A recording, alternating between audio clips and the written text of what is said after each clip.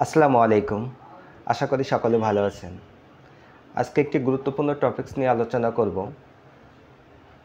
আমরা আজকে জানব ডায়াবেটিস কি, কেন হয় এবং ডায়াবেটিস আক্রান্ত রোগীর দাঁতের ব্যথার ঔষধ। আমরা প্রথমে জানব ডায়াবেটিস কি।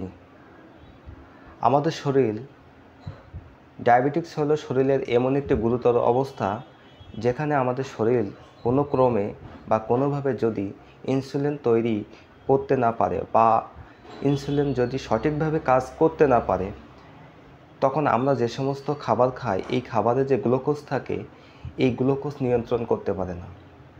অর্থাৎ ইনসুলিনের দায়িত্ব হচ্ছে আপনি যে সমস্ত চিনিযুক্ত খাবার খাবেন ওই চিনিযুক্ত খাবারে যে চিনি থাকে বা গ্লুকোজ থাকে সেটাকে নিয়ন্ত্রণ করা। যখন ইনসুলিন নিয়ন্ত্রণ করতে পারে না তখন একজন ব্যক্তি ডায়াবেটিক্সে আক্রান্ত হয়। এইবার আমরা জানব যে ডায়াবেটিক্স কিভাবে হয়।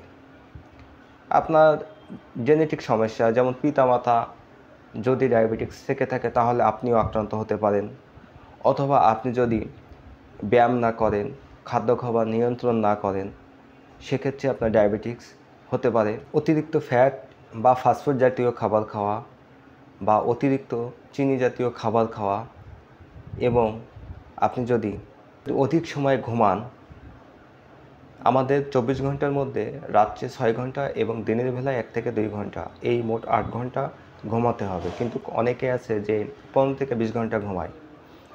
এই ধরনের সমস্যা থাকলে আপনার ডায়াবেটিস আক্রান্ত হতে পারেন। আমরা জানব ডায়াবেটিস আক্রান্ত রোগীর ব্যথার ঔষধ। ডায়াবেটিস আক্রান্ত রোগীর সর্বোচ্চ ব্যথার ওষুধ প্যারাসিটামল অর্থাৎ নাপা নামে পরিচিত, এবং নাপা বা প্যারাসিটামলের থেকে যদি ভালো কিছু নিতে চান তাহলে নাপাডল, ট্রামাডল এই জাতীয় ওষুধ সেবন করতে পারেন। তবে অবশ্যই একটি ব্যথার ওষুধ সেবন করার পূর্বে ডাক্তারের পরামর্শ অনুযায়ী আপনি সেবন করবেন।